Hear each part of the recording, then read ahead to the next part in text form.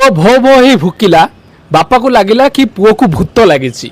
बापा तो कौन कला ना हनुमान मंदिर नहीं गला।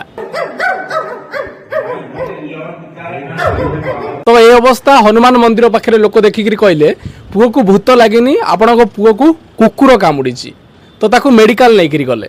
तो कथा कौन कि ये घटनाटी घटी उत्तर प्रदेश मिर्जापुर रे। उत्तर प्रदेश मिर्जापुर रे ए पिला को 4 मास तले गोटे कुकुर कामुड़ी तो से डॉक्टर कहते कि 4टी राबिज डोज नवाई। तो ये पिला कौन करथला ना 2टी राबिज डोज कौन कारण नहीं पारि नथला मात्र 2टी राबिज डोज नहीं था जार फल ताको 4 मास पर भोगिया पड़ता।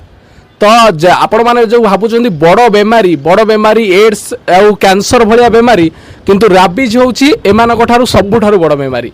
राबिज जाको थरे हो गला आपण मानक एड्स हेले किछि दिन बंची पारिबे कैंसर भी हेले आपणकर भल हो जाई पारे किंतु राबिज जदि थरे आपन को हेला आपण केबे भी माने मृत्यु कबलरू बंची पारिबे ही नाही।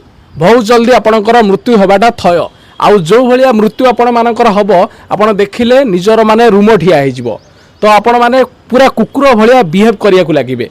तो सेतिबाई जहाँ को भी जितेबले भी कुकुर कामुड़ुची आपन को डॉक्टर जहाँ भी कहे जितटा डोज नापी ताकू क्लीयर करंतु। डॉक्टर कहले कि आंको पूरा डोज दिया ही नहीं मात्र 2टी डोज दिया होता जहाँ फल आंको बंचेबा एबे मुश्किल। राबिज रे कौन होता है ना प्रथमे आपणकर रक्त देकरी राबिज रो भाइरस आपणकर नर्भस सिस्टम को जाए तापरे किछि दिन परे आपणक बॉडी रे राबिज रो भाइरस रहिला परे से कौन करे जदि बाई चांस मुंडू को उठी जाए आपन को दुनिया रे कोनोसी भी डॉक्टर कोनोसी भी साइंस आपण मानकू बंचई पारिबनी। तो आपण माने सुरक्षित रहंतु। ए विषय समस्त को वीडियोटी को शेयर करिकरी समस्त को सुरक्षित करांतु।